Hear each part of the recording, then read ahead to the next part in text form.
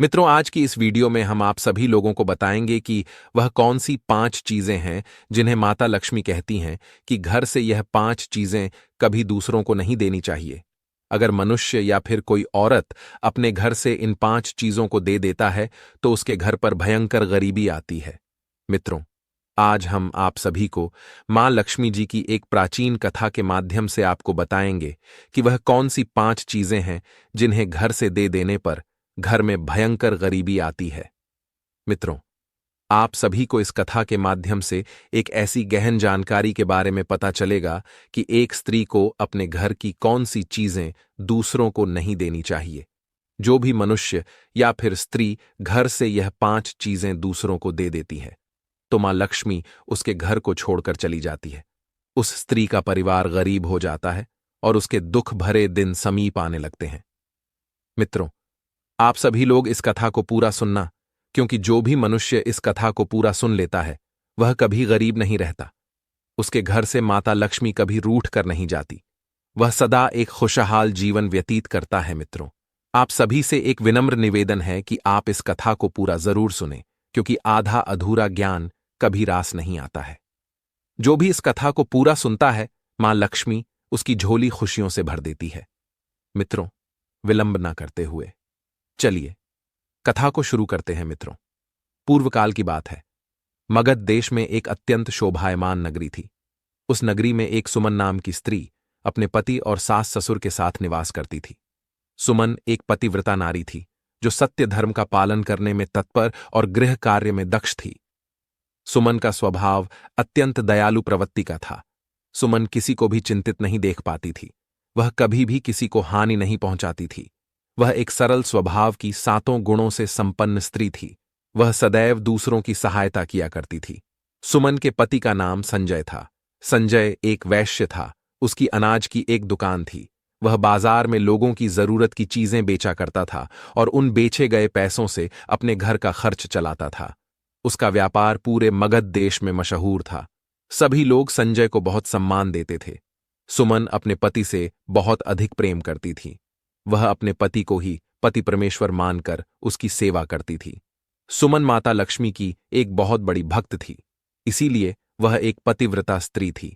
सुमन नित्य पति से पहले जागती थी, अपने घर के आंगन को स्वच्छ करती थी, फिर स्नान आदि कार्य संपन्न करके वह तुलसी को जल देती थी और देवी देवताओं का पूजन करती थी। सुमन अपनी माता लक्ष्मी की उपासना किया करती थी। इस प्रकार से वह रोज अपने नित्य कर्म करती थी। सुमन ने कभी किसी का अनादर नहीं किया। वह सभी के साथ मधुर वाणी में बातें करती थी। सभी लोग सुमन को देखकर कहने लगे थे कि यह तो साक्षात लक्ष्मी के समान गुणों वाली स्त्री है। सुमन अपने परिवार का कितने अच्छे से ख्याल रखती है, उनका आदर करती है, कभी किसी से झगड़ा नहीं करती है और सभी का कहा सुनती है, अपने पति के कहे अनुसार कार्य करती है। कहते हैं ना कि जिस स्त्री के अंदर सच्चे गुण होते हैं वह स्त्री कभी किसी का अहित नहीं चाहती है और उन सभी का सम्मान करती है, यहां तक कि दान धर्म भी खूब करती है। सुमन के द्वार पर जो भी याचक आता है वह उसे दान दक्षिणा दिए बिना वापस नहीं भेजती थी। उसके द्वार से कोई खाली हाथ नहीं जाता था। जो भी भूखा उसके द्वार पर आता तो वह उसे भरपेट भोजन करवाकर ही लौटाया करती थी, जिससे उसके द्वार पर आए हुए सभी याचक अत्यंत प्रसन्न होकर उसे आशीर्वाद देकर ही जाते थे। इतना ही नहीं, सुमन अपने पड़ोसियों की भी सहायता करती थी। उसके पड़ोस में जो भी गरीब और दुखी लोग रहते थे उन्हें भी वह नित्य भोजन दिया करती थी। पड़ोसियों को जिन जिन चीजों की आवश्यकता होती थी सुमन उसे बिना विचार किए ही दे दिया करती थी, जिस कारण से सुमन के पड़ोसी भी उसका बहुत अधिक सम्मान करते थे। वे कहते थे, अहो, यह सुमन तो साक्षात देवी है। साक्षात मां अन्नपूर्णा ने ही सुमन के रूप में जन्म लिया है। लोग जब भी सुमन की प्रशंसा करते थे तो वे सभी उसके विषय में अच्छी बातें ही कहते, लेकिन लोगों की बातें सुनकर भी सुमन ने कभी घमंड नहीं किया। वह उन सभी से आदर और सम्मान से के साथ ही बातें किया करती थी। फिर एक दिन की बात है, सुमन की एक पड़ोसन उसके घर पर आती है। तब सुमन कुछ काम कर रही थी। जब सुमन ने अपने पड़ोसन ने सुमन को अपने घर आया देखा तब सुमन उसका स्वागत करती है और बड़े प्रेम से उससे कहती है, अरे बहन, आज आप हमारे घर में, तुम्हारा स्वागत है। कोई अनहोनी हुई है? क्या आज किस कारण से तुम्हारा मेरे घर में आगमन हुआ है? यदि कोई समस्या है तो उसे मुझसे बताओ, या तुमको किसी वस्तु की आवश्यकता हो तो मुझसे मांग लो, मैं तुम्हारी अवश्य मदद करूंगी। तब सुमन की पड़ोसन कहती है, हे सुमन बहन, आज मेरे घर पर बहुत से रिश्तेदार आ गए हैं। उनके लिए मैं भोजन बना रही हूँ। इसीलिए मैं तुम्हारे पास रोटी बनाने के लिए चकला बेलन और तवा मांगने आई हूँ। यदि तुम कुछ समय के लिए मुझे चकला बेलन और तवा दे दोगी तो बड़ी कृपा होगी। मैं काम हो जाने के बाद तुम्हें जल्दी ही तुम्हारा सामान तुमको लौटा दूंगी। तब सुमन कहती है, अरे बहन, इसमें क्या बड़ी बात है, ले लो। वैसे भी मैंने एक और चकला बेलन ले रखा है, और वैसे भी अभी मुझे चकला बेलन की कोई आवश्यकता नहीं है। इसीलिए तुम मेरा चकला बेलन और तवा ले जा सकती हो। रुको, मैं अभी तुम्हें लाकर देती हूँ। फिर सुमन रसोई घर में जाती है और रसोई घर से चकला बेलन और तवा लाकर उस पड़ोसन को देती है। तब पड़ोसन कहती है, हे बहन, तुम्हारा बहुत बहुत धन्यवाद। आज तुमने मेरा काम सफल कर दिया। मैं अपने मेहमानों को भोजन कराकर तुम्हारा चकला बेलन जल्दी से लौटा देती हूँ। अगर मुझे तुमको ये चकला बेलन देने में थोड़ा विलंब हो जाए तो मुझसे क्रोधित मत होना। तब सुमन कहती है, हे बहन, चिंता की कोई बात नहीं है। जब तुम्हारा कार्य पूर्ण हो जाएगा तब तुम मुझे लौटा देना। अब सुमन की इतनी बात सुनने के बाद वह पड़ोसन सुमन का चकला बेलन और तवा लेकर उसके घर से अपने घर को चली जाती है। कुछ समय बाद अन्य एक स्त्री सुमन के घर पर आती है। सुमन उसका भी बड़े ही प्रेम के साथ में स्वागत करती है और पूछती है, पधारो बहन, आज तुम्हें मुझसे कौन सा काम आन पड़ा है? ऐसे तो आप कभी भी हमारे घर पर नहीं आती हैं। जरूर कोई न कोई बात है। आप संकोच न करो और मुझसे बताओ कि तुम्हें मुझसे क्या चाहिए। मैं तुम्हारी मदद अवश्य करूंगी। तब वह स्त्री कहती है, अरे बहन, मेरे घर में बहुत गंदगी हो गई है और मेरे घर की साफ सफाई करनी है। लेकिन मुझे साफ सफाई करने के लिए मेरे पास कुछ भी नहीं है, और उतने पैसे भी नहीं हैं कि मैं साफ सफाई के लिए झाड़ू खरीद पाऊं। इसीलिए मैं तुम्हारे पास झाड़ू मांगने के लिए आई हूं। यदि तुम्हें कोई समस्या ना हो तो कृपा करके मुझे अपने घर की झाड़ू दे दो। मैं अपना घर साफ करके तुम्हें झाड़ू लौटा दूंगी। सुमन बिना विचार किए ही कहती है, अरे बहन, बस झाड़ू ही तो है, इसमें क्या समस्या हो सकती है? अरे तुम चिंता मत करो, अभी मैं तुम्हें अपने घर की झाड़ू लाकर देती हूँ। इतना कहकर सुमन घर के अंदर जाती है और झाड़ू लेकर आती है और उस स्त्री को दे देती है। वह स्त्री सुमन के घर की झाड़ू लेकर वहां से चली जाती है। फिर कुछ दिनों के बाद अन्य एक स्त्री सुमन के घर पर आती है।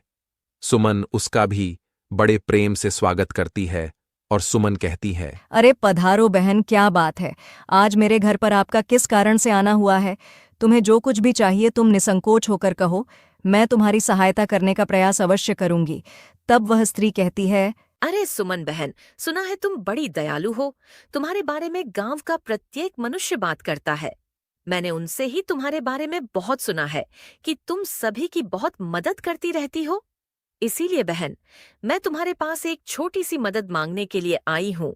तब सुमन कहती, हे प्यारी बहन, आप तनिक भी संकोच मत करिए।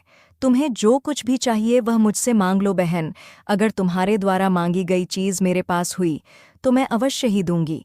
यदि मेरे बस में होगा तो मैं मना नहीं करूंगी। मैं तुम्हारी सहायता अवश्य करूंगी। तब वह स्त्री कहती है, हे सुमन बहन, आज मेरी बेटी को देखने के लिए लड़के वाले आ रहे हैं। इसीलिए मैं चिंता में हूँ, क्योंकि मेरे पास पहनने के लिए एक भी गहना नहीं है। तो मैं अपनी बेटी को पहनने के लिए क्या दूं? उसके पास पहनने के लिए अच्छे वस्त्र भी नहीं है। इसीलिए कृपा करके मुझे आप थोड़े गहने और वस्त्र उधार में दे दीजिए। केवल एक दिन के लिए जब लड़के वाले मेरी पुत्री को देखकर चले जाएंगे तो मैं तुम्हारे गहने तुमको वापस लौटा दूंगी। उस पड़ोसन ने अपनी बात ऐसे करुण स्वर में कही कि बस इतनी सी बात है। अरे बहन, तुम चिंता मत करो, तुम्हारी पुत्री मेरी पुत्री की ही भांति है। उसकी सहायता मैं अवश्य करूंगी। मैं अभी तुम्हें मेरे गहने और साड़ी लेकर देती हूँ, जिसे पहनकर तुम्हारी पुत्री राजकुमारी की तरह लगेगी। अब सुमन जल्दी से अपने अंदर जाती है और गहने और साड़ी लेकर आती है और उस पड़ोसन को दे देती है। वह पड़ोसन प्रसन्न हो जाती है। फिर सुमन के गहने और साड़ी लेकर चली जाती है। अब इसी काम के चक्कर में शाम हो जाती है। तभी अचानक से अन्य एक पड़ोसन सुमन के घर पर आ जाती है। सुमन उसका भी बड़े प्रेम से स्वागत करती है और अपनी उस पड़ोसन से कहती है, पधारो बहन, आज किस कारण से मेरे घर पर आना हुआ? बताओ, मैं तुम्हारी किस प्रकार से सहायता कर सकती हूँ? तुम्हें जो कुछ चाहिए निसंकोच होकर कहो, मैं तुम्हारी मदद जरूर करूंगी। सुमन की बात सुनकर वह पड़ोसन सुमन से कहती है, हे सुमन बहन, तुम बड़ी ही दयालु हो और तुम सभी की सहायता करती हो, इसीलिए मैं तुम्हारे पास आई हूं। मेरा बच्चा भूखा है और मेरे पास उसे पिलाने के लिए दूध नहीं है, इसीलिए मैं तुम्हारे पास दूध मांगने के लिए आई हूं। अगर तुम मुझे अपने घर से थोड़ा सा दूध दे देती तो तुम्हारी मुझ पर बड़ी कृपा होती। तब सुमन अपनी उस पड़ोसन से कहती है, अरे बहन, इसमें कौन सी बड़ी बात है, लो अभी मैं तुम्हें रसोई घर से लाकर दूध दे देती हूँ। अपनी उस पड़ोसन से इतना कहकर सुमन रसोई घर में जाती है और एक पात्र में थोड़ा सा दूध लेकर आती है और उस पड़ोसन को दे देती है, जिससे वह पड़ोसन प्रसन्न होकर सुमन से उस दूध से भरे हुए पात्र को लेकर चली जाती है। इस प्रकार से सुमन अपने सभी पड़ोसियों की सहायता करती है। उसके बाद सुमन भी प्रसन्न होकर घर के कार्यों को करने में लगती है। फिर रात होते ही सुमन का पति घर पर वापस लौट आता है। तब सुमन अपने पति को प्रणाम करती है, उसकी खूब सेवा करती है और अपने पति के लिए भोजन आदि का प्रबंध करती है। उसके बाद वे दोनों भोजन आदि करके चैन से सो जाते हैं। फिर उसके दूसरे दिन जब वे दोनों जागते हैं, तभी अचानक से उनके द्वार को कोई खटखटाने लगता है। फिर सुमन द्वार को खोलती है तो देखती है कि एक आदमी उसके द्वार पर खड़ा हुआ है। तब सुमन उस व्यक्ति से पूछते हुए कहती है कि अरे भाई, तुम कौन हो और यूं दरवाजे को क्यों खटखटा रहे हो? सुमन की बात सुनकर वह व्यक्ति उससे कहता है कि मैं आपके पति की दुकान में साथ काम करता हूं और मैं आपके पास इसलिए आया हूं कि आज मैं जब दुकान खोलने के लिए गया तब मैंने देखा दुकान का ताला टूटा हुआ है और दुकान के अंदर जाकर देखकर तो दुकान का सारा धन, सारा सामान गायब था। मुझे तो लगता है कि कल रात को किसी ने आपकी दुकान लूट ली है और सारा दुकान का सारा सामान चुरा लिया है। यह बात सुनकर सुमन बहुत ही भयभीत हो जाती है और दौड़ते हुए अपने पति के पास पहुंच जाती है। उसके बाद अपने पति को उठाती है। फिर वह अचानक से विलाप करने लगती है और अपने पति से विलाप करते हुए कहती है कि सुनो जी, अभी आपकी दुकान में काम करने वाला व्यक्ति आया था। वह कह रहा था कि हमारी दुकान में चोरी हो गई है, अब हमारा क्या होगा? सुमन की बात सुनकर उसका पति भी भयभीत हो जाता है और बिस्तर से नीचे उतरकर भागते हुए अपनी दुकान पर पहुंच जाता है। तो वह देखता है कि सच में दुकान में रखा हुआ सारा धन और दुकान का सारा सामान किसी ने चोरी कर लिया है। यह देखकर सुमन का पति बहुत दुखी हो जाता है और दुखी मन से घर वापस लौट आता है। फिर घर पहुंचकर सुमन से सारी बात बता देता है, जिसे सुनकर सुमन भी बहुत दुखी हो जाती है और सुमन अपने पति से कहती है, हे नाथ, आप चिंतित मत होइए, क्योंकि मैंने अपने घर की तिजोरी में कुछ धन इकट्ठा कर रखा है, इसलिए हमारे घर में अभी भी बहुत सारा धन रखा हुआ है, जिससे आप फिर से कोई व्यापार कर सकते हैं। अपने पति से इतना कहकर सुमन कमरे में जाती है और अपने घर की तिजोरी को खोलकर देखती है तो वह तिजोरी भी पूरी तरह से खाली थी, क्योंकि अब उसके अंदर का सारा धन किसी ने चुरा लिया था। यह देखकर सुमन दुखी हो जाती है। उसे समझ में नहीं आ रहा था कि उसके साथ यह क्या हो रहा है। इतने में उसका पति भी उस कमरे में आ जाता है और तिजोरी को खाली देखकर उस पर बहुत क्रोधित हो जाता है। उसके बाद सुमन से क्रोधित होकर पूछते हुए कहता है कि सुमन, मुझे सच सच बताना, इस तिजोरी के अंदर का सारा धन कहाँ गया? तब सुमन अपने पति से कहती है, हे नाथ, मैं तो घर पर ही थी और सारा धन भी इस तिजोरी में ही रखा हुआ था। पता नहीं किस चोर ने सारा धन चुरा लिया, किंतु आप शांत हो जाइए, हम कोई न कोई उपाय करके अपना सारा धन अवश्य ढूंढ लेंगे। तब सुमन का पति उससे कहता है कि ये जो तुम अपने आसपास के पड़ोसियों को घर पर बुलाकर लाती हो, उन्हें खिलाती पिलाती हो, यह उसी का फल है।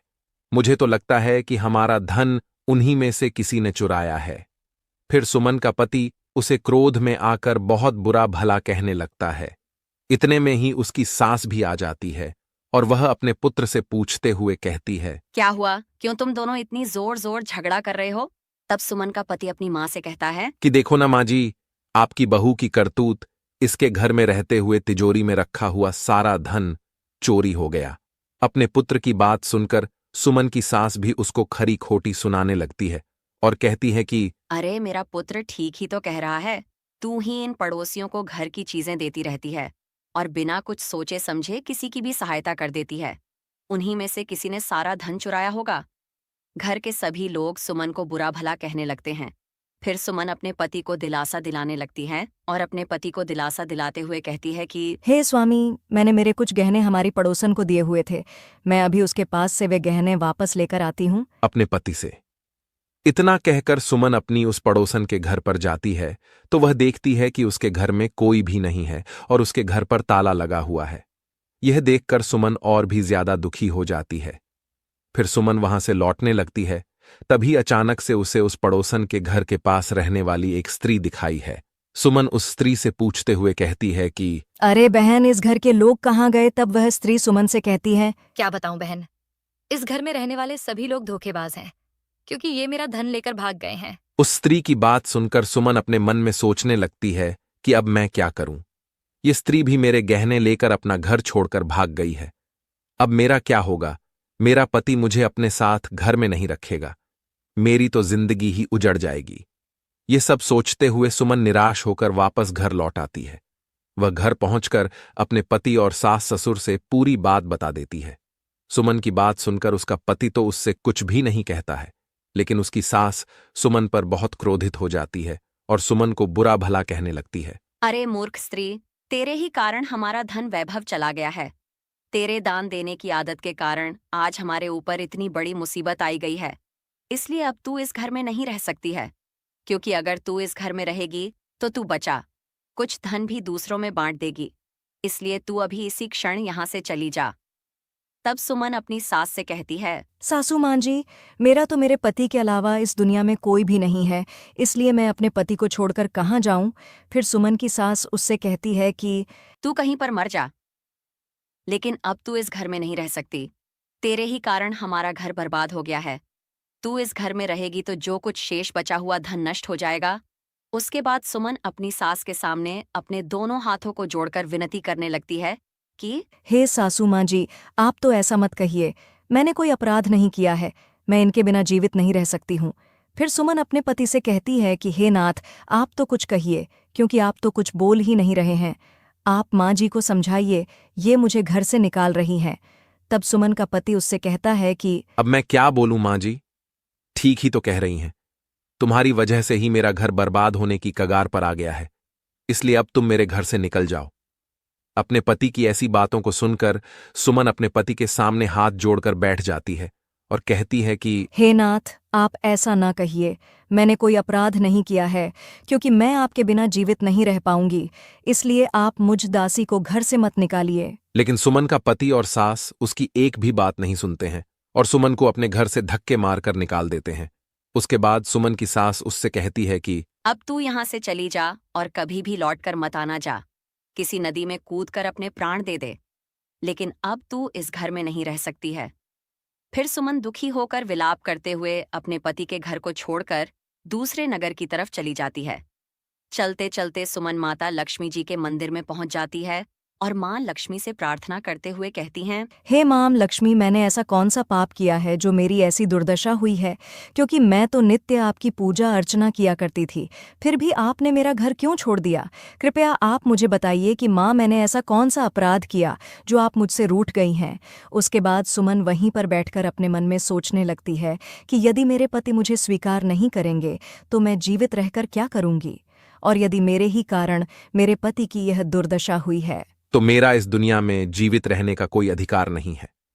अपने मन में इतना सोचकर सुमन अपने प्राण देने के लिए नदी की तरफ जाने लगती है और नदी के पास पहुंचकर सुमन माता लक्ष्मी जी से प्रार्थना करते हुए कहती है कि हे माँ लक्ष्मी, मैं जीवित नहीं रहना चाहती हूँ, इसलिए अब मैं अपने प्राण देने जा रही हूँ। और यदि मेरे द्वारा आपकी पूजा में कोई कमी रह गई हो तो मुझे माफ़ कर देना, क्योंकि मैं अपने पति के बिना जीवित नहीं रह सकती हूँ। इसीलिए अब मैं इस नदी में कूदकर अपने प्राण दे दूंगी। इतना कहकर सुमन नदी में कूदने ही वाली होती है कि तभी अचानक से साक्षात माँ लक्ष्मी जी उस नदी में प्रकट हो जाती हैं और माँ लक्ष्मी जी सुमन से कहती हैं, रुक जाओ पुत्री, रुक जाओ पुत्री, तुम यह क्या कर रही हो? तब सुमन आंखें खोलकर देखती है कि उसके सामने साक्षात माँ लक्ष्मी जी खड़ी है। माँ लक्ष्मी जी के दर्शन पाकर सुमन बहुत ही प्रसन्न हो जाती है और मां लक्ष्मी जी को बारंबार प्रणाम करती है।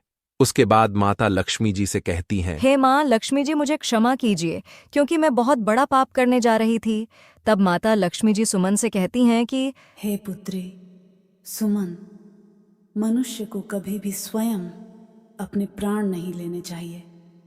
ऐसा करना महापाप माना जाता है, क्योंकि ईश्वर ने मनुष्य को इतना महत्वपूर्ण शरीर प्रदान किया है, उसे ऐसे नष्ट नहीं करना चाहिए। फिर सुमन माता लक्ष्मी जी से कहती है कि हे माँ लक्ष्मी, मैं विपत्ति से विवश होकर ऐसा कर रही हूँ क्योंकि मेरे पति ने मेरा परित्याग कर दिया है और एक स्त्री को अपने पति के घर को छोड़कर कहीं नहीं रहना चाहिए। इसलिए मैं अपने पति के बिना जीवित नहीं रहना चाहती हूँ। इसी वजह से मैं अपनी जान देने जा रही हूँ। तब माता लक्ष्मी जी सुमन से कहती हैं कि हे सुमन, मैं सब कुछ जानती हूँ और यह भी जानती हूँ कि तुम्हारे पति ने तुम्हारा त्याग क्यों किया है। तुम्हारे साथ यह सब तुम्हारी ही भूल के कारण हुआ है। तुमने भूलकर अपने घर की कुछ ऐसी चीजों का दान किया था जिसकी वजह से मुझे तुम्हारा घर छोड़कर जाना पड़ गया था। क्योंकि जो भी स्त्री अपने घर की इन चीजों को दूसरों को दे देती है, उनके घर में मेरा वास नहीं होता है और मैं उन वस्तुओं के साथ ही उसका घर छोड़कर चली जाती हूँ। हे माँ लक्ष्मी जी, ऐसी वे कौन सी वस्तुएं हैं जिन्हें दूसरों को देने से आपका वास होना बंद हो जाता है? और कृपया आप मुझे बताने की कृपा करें कि मैंने ऐसी कौन सी वस्तुओं का दान किया था जिस कारण से आपने मेरे घर का त्याग किया है। सुमन की बात सुनकर माता लक्ष्मी जी सुमन से कहती हैं कि हे पुत्री, अब मैं तुम्हें जिन चीजों के बारे में बताने जा रही हूँ जो किसी भी स्त्री को दूसरों को नहीं देनी चाहिए, इन चीजों का दान करने पर मैं उस घर को छोड़कर चली जाती हूँ। इसे ध्यान से सुनना। हे पुत्री सुमन, सबसे पहली वस्तु है चकला, बेलन और तवा। किसी भी स्त्री को अपने घर का चकला, बेलन और तवा भूलकर भी दूसरों को नहीं देना चाहिए, क्योंकि रसोई घर में इन वस्तुओं का सबसे अधिक महत्व होता है और इन वस्तुओं की पवित्रता सदैव ही बनी रहनी चाहिए। इन्हीं वस्तुओं से भगवान के लिए प्रसाद बनाया जाता है और तवे पर बनी पहली रोटी को भी गाय को खिलाई जाती है। इसीलिए इन वस्तुओं को हमेशा स्वच्छ और शुद्ध रखना चाहिए और कभी भी दूसरों को नहीं देना चाहिए, क्योंकि इन वस्तुओं को दूसरों को देने पर ये वस्तुएं अपवित्र हो जाती हैं। उसके बाद इन वस्तुओं का उपयोग करने से अशुभ फल की प्राप्ति होती है। इसीलिए तुमने अपने रसोई घर के चकला, बेलन और तवा अपनी पड़ोसन को देकर पहली बड़ी भूल की है।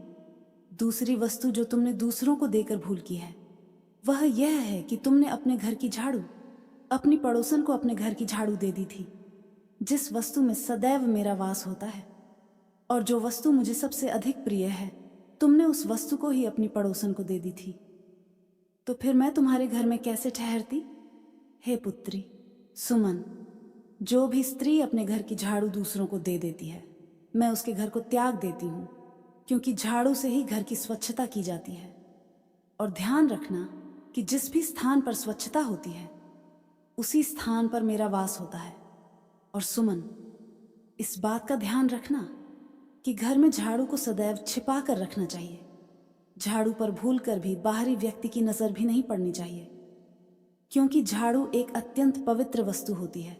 इसे गलती से भी पैर नहीं लगाना चाहिए और इससे कभी विष्ठा आदि प्रकार की गंदगी साफ नहीं करनी चाहिए।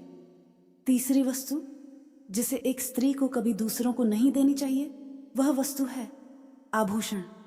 एक स्त्री को अपने आभूषण कभी अन्य स्त्रियों को भूल कर भी नहीं देने चाहिए, क्योंकि मैं सदैव ही आभूषणों में वास करती हूँ और स्त्री के 16 श्रृंगार में गहनों का बहुत अधिक महत्व होता है। एक विवाहित स्त्री को अपने आभूषण कभी भी अन्य स्त्री को पहनने के लिए नहीं देने चाहिए। जो स्त्री अपने आभूषण अन्य स्त्रियों को देती है उसके जीवन में संकट के बादल छा जाते हैं, जैसे कि तुमने अपनी पड़ोसन को पहनने के लिए अपने गहने दिए हुए थे और जब तुम उन गहनों को मांगने के लिए गई तो वह पड़ोसन तुम्हारे गहने लेकर भाग गई, जिससे तुम्हारे जीवन में संकट के बादल छा गए। मित्रों, माता लक्ष्मी जी सुमन से आगे कहती हैं, हे पुत्री सुमन, अब मैं तुम्हें चौथी वस्तु के बारे में बताती हूँ जिसे भूलकर भी एक स्त्री या पुरुष को संध्या काल के समय दान नहीं करना चाहिए। वह है दूध। किसी भी मनुष्य को शाम हो जाने के बाद कभी सफेद रंग की वस्तुओं का दान नहीं करना चाहिए, किंतु तुमने संध्या काल के समय अपनी पड़ोसन को दूध का दान किया था, जिसकी वजह से अब तुम्हारे जीवन में दुर्भाग्य आ गया है, क्योंकि संध्या काल के समय सफेद रंग की चीजें दान करने से मनुष्य के जीवन में अशुभ समय आता है। मित्रों, माँ लक्ष्मी जी सुमन से कहती हैं कि हे सुमन, मैंने तुम्हें उन सभी वस्तुओं के बारे में बता दिया है जिनका कभी दान नहीं करना चाहिए। यह वस्तुएं कभी दूसरों को उधार में अथवा उपयोग के लिए नहीं देनी चाहिए, और तुमने इन्हीं वस्तुओं का दान किया था, जिसके कारण आज तुम्हारे जीवन में ऐसा दुर्भाग्य का समय आ गया है।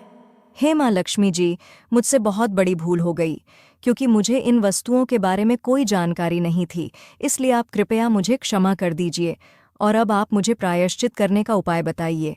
फिर माता लक्ष्मी जी सुमन से कहती हैं कि हे पुत्री, तुम्हें जितना प्रायश्चित करना था उसे पहले ही कर लिया है, इसीलिए अब तुम वापस अपने घर लौट जाओ। मैं अभी तुम्हें तुम्हारा संपूर्ण वैभव और धन संपत्ति लौटा देती हूँ। सुमन से इतना कहकर मां लक्ष्मी जी उस स्थान से अंतर्ध्यान हो जाती हैं। उसके बाद सुमन भी मां लक्ष्मी जी का धन्यवाद करके वहां से अपने घर की तरफ जाने लगती है। तभी अचानक से उसने देखा कि उसका पति उसे ढूंढते हुए उसी की तरफ ही चला आ रहा होता है। उसके बाद सुमन का पति उसके पास पहुंचकर उससे क्षमा मांगने लगता है और सुमन से क्षमा मांगते हुए कहता है कि हे प्रिय, तुम मुझे क्षमा कर दो। मैंने तुम्हें बहुत भला बुरा कहा था। तुम तो साक्षात देवी के समान हो और मां लक्ष्मी की कृपा से हमें हमारा सारा धन वैभव वापस मिल गया है, और जिन लोगों ने हमारा धन लूटा था उन सभी लोगों ने स्वयं हमारे घर आकर हमारा धन हमें वापस लौटाया है और तुम्हारा नाम लेते हुए क्षमा भी मांगी है। अपने पति के मुख से ऐसी बातों को सुनकर सुमन बहुत प्रसन्न होती है और अपने पति के साथ वापस घर लौट आती है। मित्रों, अब माता लक्ष्मी जी की कृपा से सुमन के घर में फिर से सुख समृद्धि आ गई थी, और उसके बाद से सुमन ने कभी भी अपने घर की ये 4 चीजें दूसरों को नहीं दी। फिर सुमन अपने छोटे से परिवार में सुखपूर्वक से अपने जीवन का निर्वहन करने लगी। मित्रों, आप लोगों को भी इन 4 वस्तुओं को भूलकर भी दूसरों को नहीं देना चाहिए, क्योंकि ऐसा करने से उसके जीवन में दुर्भाग्य आता है। तो मित्रों, आप लोगों को यह कथा कैसी लगी, हमें कमेंट बॉक्स में अवश्य बताइएगा। और अगर आप सभी लोगों ने अभी तक हमारे चैनल को सब्सक्राइब नहीं किया है, तो ऐसी ही ज्ञानवर्धक कथाओं के लिए आप सभी लोग हमारे चैनल को भी सब्सक्राइब करें और सभी वीडियो की नोटिफिकेशन के लिए नोटिफिकेशन बेल को भी अवश्य दबाएं, जिससे आपको सभी वीडियो की नोटिफिकेशन सबसे पहले मिल सके। साथ ही साथ कमेंट बॉक्स में राधे राधे लिखना ना भूलें। मित्रों, वीडियो को यहां तक देखने के लिए आप सभी लोगों का दिल से धन्यवाद।